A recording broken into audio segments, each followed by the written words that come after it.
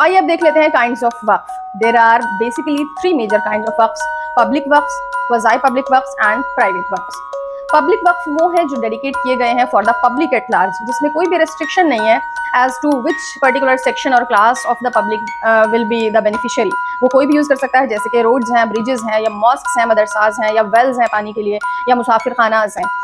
इसके अलावा quasi public वक्फ्स जो हैं वो हैं जो पार्टली पब्लिक हैं और पार्टली प्राइवेट हैं, यानी कि उसका कुछ हिस्सा जो है वो उन लोगों के लिए जाएगा जिसमें डायरेक्शन दी गई है जिसकी वक्फ में, जैसे कि कोई क्लास ऑफ इंडिविजुअल्स हो सकता है या फिर सेटलर की अपनी फैमिली भी उसमें हो सकती है, और उसका एक पार्ट जो है वो फॉर द पब्लिक जा सकता है।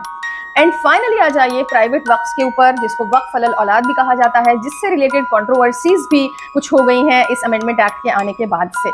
सबसे पहले इसे जानने के लिए आ जाइए प्रॉफिट की एक सेइंग देख लेते हैं, जिसमें प्रॉफिट मोहम्मद सल्लल्लाहु अलैहि वसल्लम ने कहा कि a charitable offering to one's family is more pious than alms to the beggars. माना जाता है इस्लाम के अंदर कि जो आप एल्म्स देते हैं गरीबों को, तो भिखारियों या स्ट्रेंजर्स को देना भी अच्छा है, लेकिन उससे भी थोड़ा बेहतर वो है जो आपके रिलेटिव्स हैं, अगर वो नीडी हैं, ज़रूरतमंद हैं, तो आप उनको भी दीजिए। It is not necessary that you are telling कि मैं तुम्हें एल्म्स दे रहा हूँ, मैं तुम्हें चैरिटी दे रहा हूँ, लेकिन आप किसी भी तरह उनकी मदद कर सकते हैं।